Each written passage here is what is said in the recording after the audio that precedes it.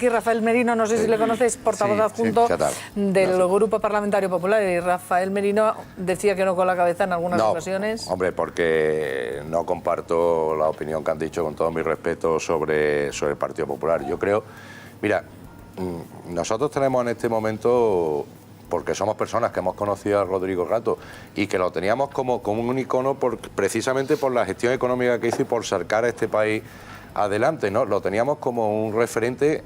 Yo he estado muchas veces con él, una persona a la que queríamos, a la que respetamos.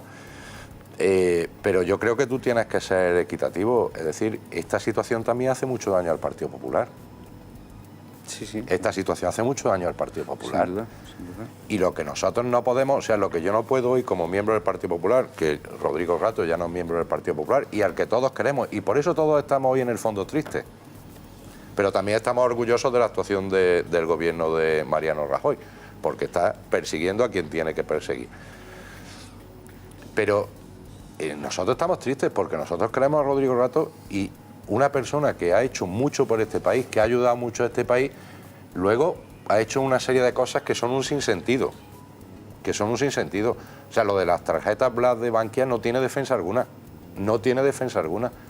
Y no ya como miembro del Partido Popular, yo como ciudadano no puedo defender ese comportamiento de Rodrigo Rato. Si ahora se confirma que es verdad todo lo que ha hecho Rodrigo Rato, yo como ciudadano y como responsable político que soy, no puedo defender ese comportamiento, reconociéndole todo lo que ha hecho Rodrigo y que es una persona a la que queremos, pero tenemos que ser ecuánimos. Evidentemente, si se confirma lo que se dice que ha hecho, confirma. Tú, bueno, y yo también, ¿vale? Tú y yo también. Si se confirma, pero eso, y en cuanto a las tarjetas claro, Black, yo quiero decir... Perdón. Sí, a ver. Perdón. Sí, déjale. No, pero iba a pasar al blanqueo de capitales, con lo cual casi mejor. Perdona, Maripá, una pregunta importante, porque hemos tenido aquí una discusión, mi amigo Jaime y yo, importante. El juez actúa porque previamente hay una actuación de la agencia tributaria y del servicio de blanqueo de capitales.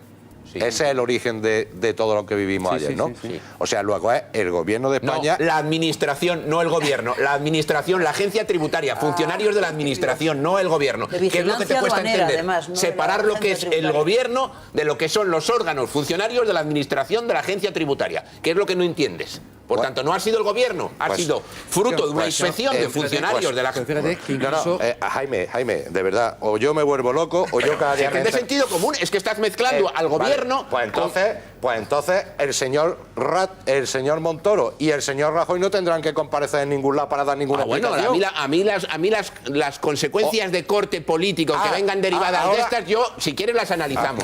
Pero lo que te digo aquí es que esto ha sido así. Pero vamos a ver, Ignacio, vamos a ver. Mira, Jaime, de verdad, yo creo que se te va la pinza. No se me va la pinza, no se me va la pinza. Es que parece, y te lo digo con todo, mira, yo me parece que te cuesta trabajo reconocer que este gobierno que no me cuesta nada, pero que no me cuesta nada, pero tengo la sensación, y te lo vuelvo a decir, que es que tenéis unas ganas locas de matar la figura de Rodrigo Rato, porque os contamina. Y yo te digo que como le tengo afecto personal y más allá de lo que había podido cometer, te digo, sé muy cauto, presunción de inocencia desde el principio hasta el final. Mira, si en un momento de tu intervención has llegado hasta decir es presunto culpable, que es una figura que no existe. No, presunto culpable no he dicho yo. Hombre, has dicho, presunto culpable no he dicho yo. Has dicho presuntos delitos. Perdona. Vamos a ver, Jaime, yo lo que te no quiero tiene decir, imputación de ningún delito relacionado con esto todavía. Es que tú estás confundiendo el tema. O sea, una cosa que tenéis que separaros de Rodrigo Rato, lo entiendo políticamente, pero Rodrigo Rato, como cualquiera, tiene derecho a la presunción de inocencia desde aquí hasta el final. Pero totalmente de acuerdo, lo cual no es óbice para que yo no reivindique la actuación del gobierno del Partido Popular.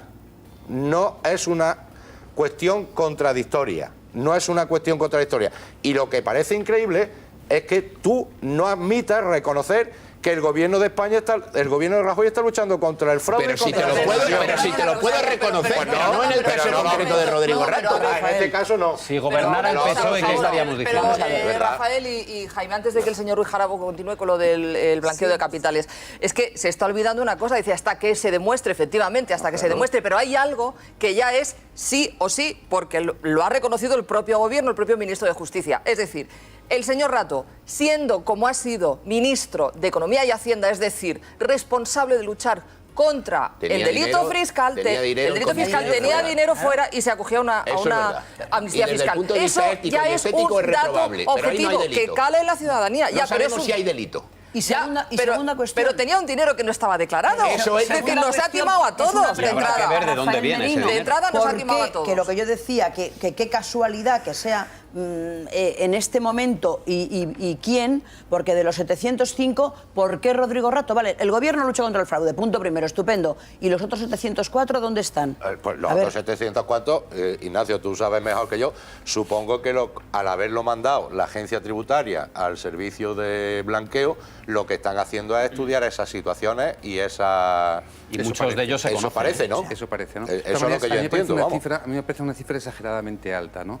Es decir, pensemos que haya... Además han dicho 700 como primer envío, ¿no? Porque estos son los personajes los personajes de exposición política o de exposición pública, ¿no? A mí me parece, la verdad, demasiado exagerado que haya 700 señores de momento que hayan ellos mismos utilizado una vía que se aprobó en el Parlamento, que es la llamada amnistía fiscal, para proporcionar unos datos que a su vez generan unas sospechas, ¿no? Parece una conducta poco racional. Es decir, la cifra de 705 me parece, de nuevo, poco fundada. Puedo equivocarme, pero parece poco fundada, ¿no? Y que se anunciara en el Congreso 2 meses antes de hacer lo que se iba a hacer también parece poco razonable. Dos escenarios posibles. Alguien se cometió el error, la imprudencia, el descuido de decirla y luego ha habido que hacerlo. O no, o es una cosa muy planificada, dicho con 2 meses de antelación antes de hacerlo, ¿no? Y ninguna de las dos cosas me gusta, ¿eh? Y ninguno de los dos escenarios me gustaría. Porque acaba de salir una información que a lo mejor es relevante en todo esto que estamos hablando, yo creo que sí que puede serlo, y es quién se va a encargar de esta causa, el juez que es un juez del Juzgado de Instrucción número 31 de Madrid, que es Antonio Serrano, que es conocido por haber instruido causas muy notorias, por ejemplo, la Operación Puerto, que es la operación contra el dopaje, en la que se absolvió un montón, vosotros sabréis mucho más, o por ejemplo, también es el que tuvo que instruir la causa contra Enrique López, el que fuera vocal, el que fuera miembro del Tribunal Constitucional, Enrique López, cuando condujo su moto con exceso de alcohol. El juez que instruyó esa causa es el juez sobre el que va a instruir esta causa, porque ha recaído la instrucción por reparto en el Juzgado 31 de Madrid, aunque hasta ahora lo tenía el Juzgado 35, que supongo que es el que ordenó todas estas detenciones. En los 700 nombres hay que incluir más que ya conocemos. Hay que incluir a Luis Bárcenas, que regularizó 10 millones de euros y su caso está subyúdice. Hay que incluir a la familia Pujol, que el tema está subyúdice. Hay que incluir a Francisco Granados, que está en la cárcel. Hay que incluir a Diego Torres, socio de Iñaki Urdangarín.